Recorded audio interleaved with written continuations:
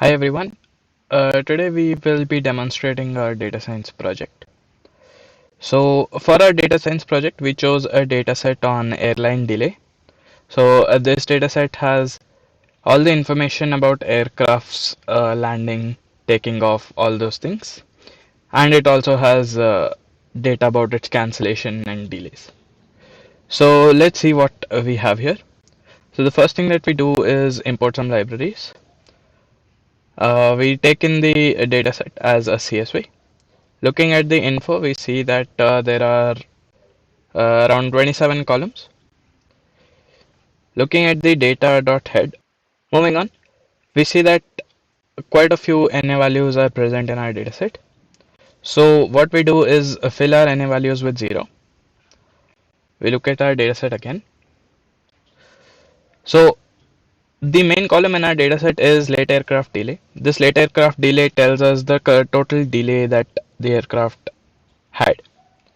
So looking at its median, it is 0. Mean is 4.8, this is minutes, and mode is 0. Let's see how the plot of this looks. We can see that it's an exponential drop. So there's an exponential curve on the late aircraft delay. Standard deviation for the same is 23.77 and variance is 565. Here we just print the late aircraft delay to see what we have. Moving on. So the first thing that we do is z-score. The z-score will tell us how many outliers we have. So here we take a threshold of 15. So anything higher than having z-score higher than 15 would be considered an outlier. So counting all those, we see that we have 2500 outliers, and the sum of z-score is minus 9 into 10 to the power minus 6, which is almost equal to 0. So this tells us that our data is balanced on either side of 0. Now moving on, we print the probability distribution function of our z-scores here. This is just for reference. We also print the cumulative distribution function. Moving on, we come to the Shapiro test.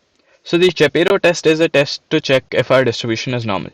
So if p-value is greater than 0.05, we can conclude that it's a Gaussian distribution.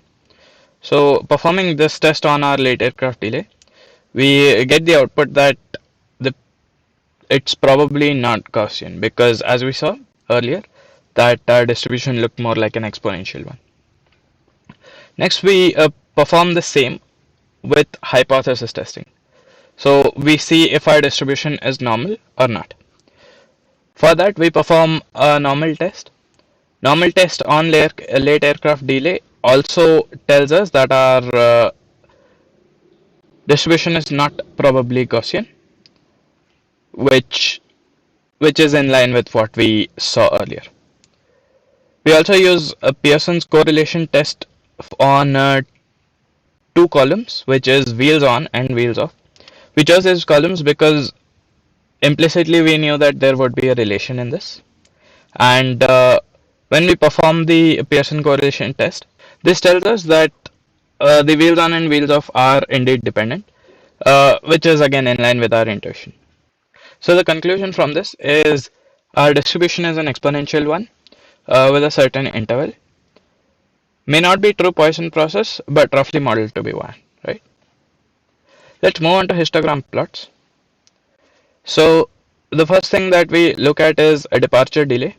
As you can see here, this again looks to be an exponential one on either side of 0, obviously. Then we look at departure times. So we would assume the time would be uniform, as in most flights would be somewhere in between the morning 5 a.m. and afternoon, or let's say night 8 p.m., something like that. So it kind of looks uniform on that. Next, we look at departure delay. This is again a clearly exponential one. Most of them are 0, and it drops as we go ahead. Next, moving on, I'll quickly go through all the graphs that we have. This is for taxi out, Next we have wheels off. Then we have wheels on. Then we have taxi in. We have expected arrival time. We have true arrival time. And we have arrival delay. We have expected elapsed time. True elapsed time. Air time of the aircraft. Distance traveled by the aircraft. Moving on, we plot a box plot between diverted and arrival delay. So this box plot, looking at this box plot, we see that when the aircraft is diverted, we don't have any points on the arrival delay. So this shows us that we don't have the arrival delay information when the aircraft is diverted. Next, we see what the relation between the airport and the departure delay is. So we plotted a graph which tells us how many aircrafts were delayed and by how much by each airport. So this is a big graph. Looking at this, we can come to a few conclusions, wherein a few airports have higher delays and stuff like that.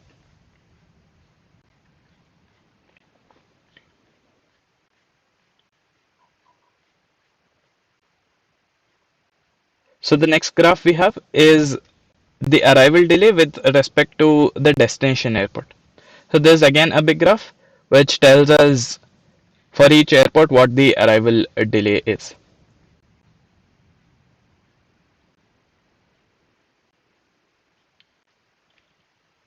Moving on, we have a QQ plot. This QQ plot is plotted for distance. So the red line here indicates a normal distribution. We can see ours is a little more deviated than that. We'll perform some tests to see if our distance is a normal distribution or not. So for that we perform the KS test. KS test, it has a p-value of less than 0.05, which tells us that it is indeed a normal distribution.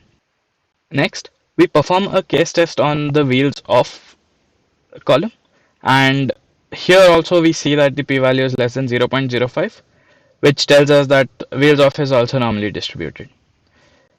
The next thing that we did is find Pearson's correlation coefficients. So the first pair of columns on which we found it is wheels on and wheels off. Here we see that the correlation is 0.713, which tells us that they are indeed quite correlated. The next is expected arrival time and expected departure time. Here also we see that it is quite correlated. Now what we did is to convert our flight names into complete strings. Then we checked how many cancelled flights we had. So here we draw a few conclusions with this. We see that cancelled flights are not delayed flights, because obviously. The second thing that we noted is if a flight is cancelled, then it had a lot of NA values. So we can filter out cancelled flights based on this. We also have a few more conclusions about the flight delay, which are minute. Moving on, we have a plot for arrival delay by months. Here we can see that the mid part of the year has the most delayed flights. Same thing goes with the departure delay. Here we see that we have a plot of delay by airlines. So we see that Southwest Airlines has the most delayed flights. So probably shouldn't be taking that. We have another plot which tells us the delay by city. Then we have a correlation matrix here. This correlation matrix can tell us which of the columns are indeed highly correlated. This can be used later for prediction purposes. Moving on, we fit a logistic regression model to predict our cancelled flights, and we see that we get pretty good scores here. We get roughly 99% accuracy. We also fit a linear regression model on the expected arrival time, and we see that our R square is 0.47. Next, we perform a ridge regression on the departure delay. Here we see that the R square we get is 0.91, and we also perform a linear regression on distance given the air time and the elapsed time and all of that, and we see that we get really good R squares with 0.97. Next, we have a regression model to predict our aircraft delay. So we import our dataset, we take a look at it, we drop some columns here. Here we drop all the NA rows, the duplicates, we shuffle our data. Looking at our data again, we drop some more rows here. Check that there is no NA in our dataset. Here we use KNN regression. Why we chose KNN regression is because there are a lot of parameters here, so the dimensionality is quite high. We thought that regular linear regression would not perform very well in such a high dimensional data, so we prefer to go with k nearest neighbors regressor. So we take a few columns as our x and late aircraft delay as our y. We apply a min-max scaling here because this will ensure that every column has equal representation and no one has a higher weightage. And we fit our KNN model. So for our KNN regression model, we'll have to find the value of k. This can be done in two ways. The first is that research says the optimal value of k is always close to root of n, where n is the number of samples you have. So in our case, we had roughly 1,35,000 samples. Sorry, 13 lakh 50,000 samples, and root of that would come somewhere around 1,000. There's another method to find k, which is the elbow method. So you brute force over k, and then you find which value of k gives you the best results. So we did both. Obviously, from the first method we get our k is 1,000. We also check for the elbow method. So the x-axis here is in multiples of 1,000. So we look at the graph and we see that the peak is somewhere near 1, which tells us that our k is around 1,000. So we fit our model with that and we get a score of 0.33. Obviously, this score can be improved. We can perform a lot more optimization on our data. But for now, we settled with this because we wanted to try more methods and more algorithms on our dataset. So the next thing that we try to do is predict if an aircraft is delayed or not. So this is now a binary classification problem. For this, we again import our data, we look at it, we drop a few columns. We drop all the NA columns. So now we have continuous values for our delay. Now we want to convert it into a binary problem, so we'll need to decide on a threshold. So intuitively we decided on 15 minutes as a threshold. So if the aircraft is delayed less than 15 minutes, it is considered not delayed. Whereas if it is delayed for more than 15 minutes, we consider it as delayed. So we create a column called delayed with the same rule.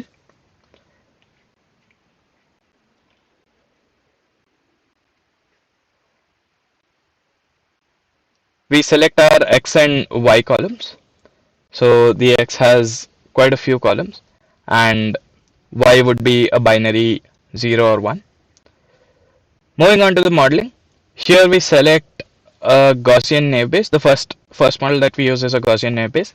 So naive Bayes will tell us how linearly separable our data is. So that gives us a starting point of how complex a model we would need for our data, right? So the first thing that we do here is min-max scaling. Then once our data is scaled, we split it into train test.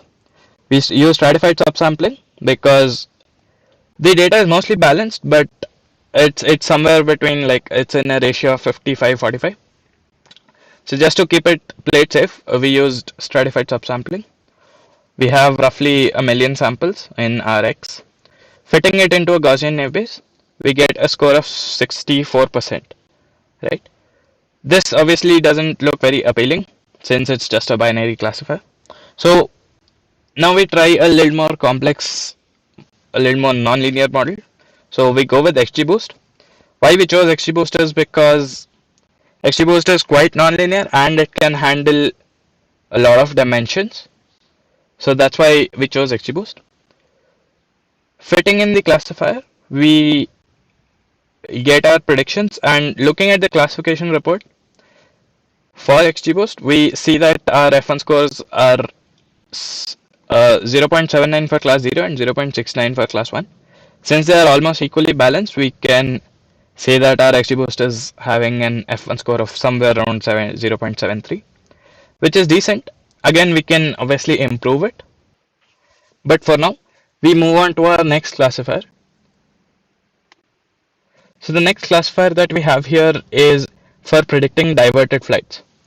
So we want to look at our data and predict if a flight is diverted or not. So again, we repeat our steps: import our data, process it, drop all duplicates, drop all NA values, drop a few columns which aren't relevant. So at the end, we have 72 lakh samples. But this time our data would be very skewed. So we only have around 17,000 diverted flights and 71 lakh something non-diverted flights.